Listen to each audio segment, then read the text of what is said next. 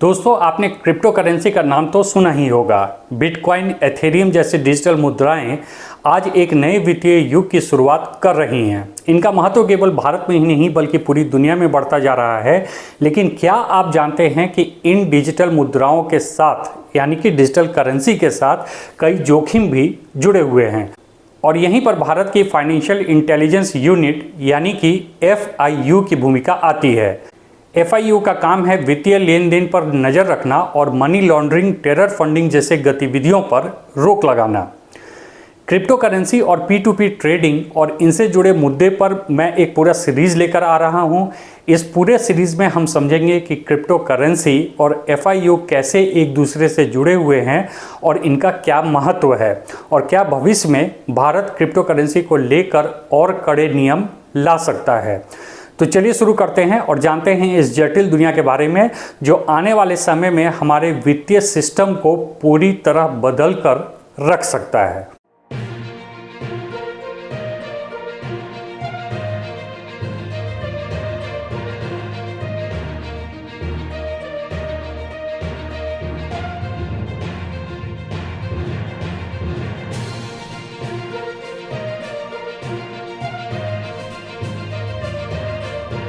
Friends, Bharat में crypto currency का इतिहास बहुत ही रोचक और उतार चढ़ाव से भरा है। 2008 में बिटकॉइन के निर्माण के साथ दुनिया में पहली बार ब्लॉकचेन आधारित डिजिटल करेंसी का आगमन हुआ। हालांकि भारत में क्रिप्टो करेंसी का चलन तकरीबन 2013 के आसपास शुरू हो सका। 2013 से 17 तक भारत में क्रिप्टो करेंसी का प्रचलन धीरे धीरे बढ़ा। शुरुआती वर्षों में बिटकॉइन और अन्य क्रिप्टो करेंसीज को लेकर लोगों में भी बहुत सारी शंकाएं थीं। भारतीय रिजर्व बैंक ने भी इस दौरान क्रिप्टो करेंसी को लेकर लोगों को चेतावनी जारी की और कहा कि इसमें निवेश जोखिम भरा हो सकता है। हालांकि इन चेतावनियों के बावजूद भारत में बिटकॉइन एक्सचेंज और वॉलेट सर्विसेज की संख्या बढ़ने लगी। लोग धीरे धीरे क्रिप्टो करेंसी को एक निवेश और एसेट के विकल्प के रूप में देखने लगे। वास्तविक संकट तब आया जब अप्रैल 2018 में भारतीय रिजर्व बैंक ने सभी बैंकों को निर्देश दिया कि वे क्रिप्टो करेंसी से संबंधित किसी भी संस्था को अपनी सेवाएं न दें। यह कदम उस समय क्रिप्टो करेंसी के विकास में बहुत बड़ी बाधा बना क्योंकि एक्सचेंज को बैंकिंग सेवाएं मिलना बंद हो गई, जिससे क्रिप्टो ट्रेडिंग और निवेश पर बहुत बुरा असर पड़ा और कई छोटे एक्सचेंज को अपना कारोबार बंद तक करना पड़ा। हालांकि बड़े एक्सचेंजों ने अपनी सेवाओं को विभिन्न तरीके से जारी रखा।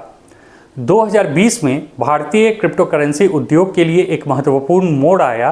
मार्च 2020 में सुप्रीम कोर्ट ने RBI के बैन को असंवैधानिक करार दिया और इसे हटा दिया। इस फैसले के बाद बहुत सारे एक्सचेंज ने अपनी सेवाओं को पुनः शुरू किया और भारत में क्रिप्टो करेंसी ट्रेडिंग ने फिर से गति पकड़ ली। इस फैसले के बाद क्रिप्टो करेंसी में निवेश और इसके प्रचलन में तेजी से वृद्धि देखी गई और भारत में एक नई क्रिप्टो मार्केट का निर्माण हुआ। वर्ष 2021 में क्रिप्टो करेंसी के प्रति सरकार का रुख एक बार फिर बदला।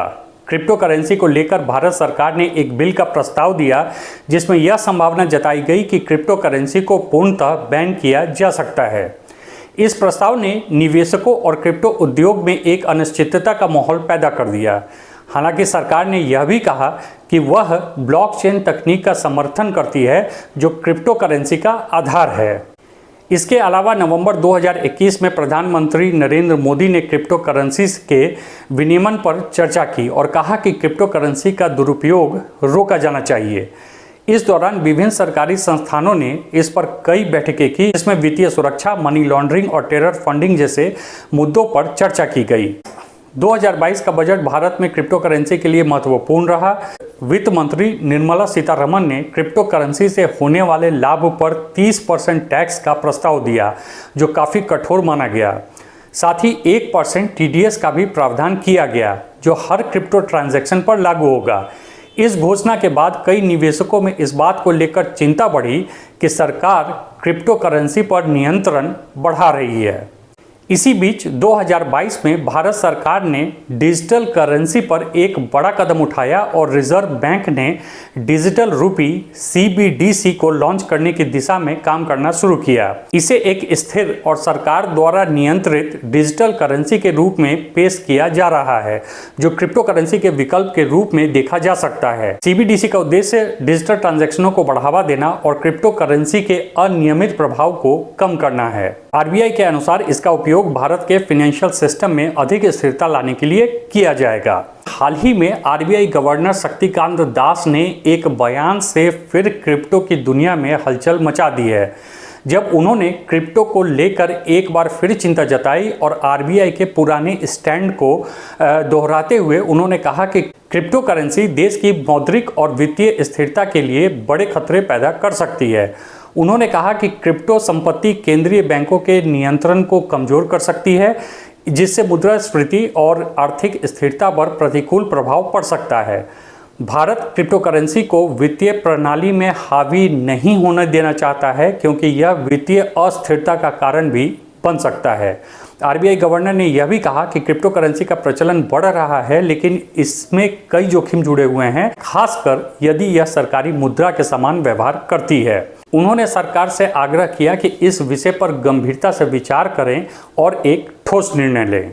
फ्रेंड्स, आज की स्थिति में भारत में क्रिप्टो करेंसी का बाजार भले ही अनिश्चितता में है, लेकिन निवेशकों का उत्साह अब भी बरकरार है। इसमें कहीं कोई दो राय नहीं है। सरकार ने क्रिप्टो करेंसी को बैन नहीं किया है, परंतु इस पर सख्त नियम लागू हो रहे हैं, जिससे बाजार में अनिश्चितता का माहौल तो जरूर से बना हुआ है।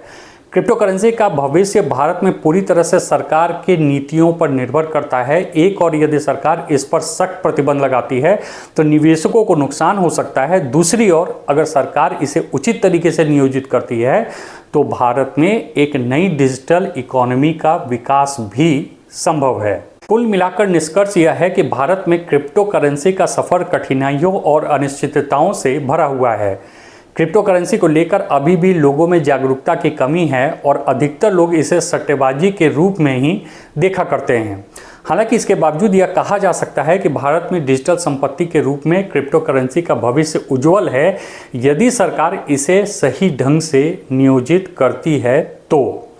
जैसे जैसे समय बीतेगा यह देखना दिलचस्प होगा कि सरकार क्रिप्टो करेंसी के प्रति कैसा रुख अपनाती है और भारत में इस डिजिटल क्रांति का किस प्रकार विस्तार होता है। आशा करता हूँ मेरा यह वीडियो आपको पसंद आया होगा और इन्फॉर्मेटिव लगा होगा। Thanks for watching.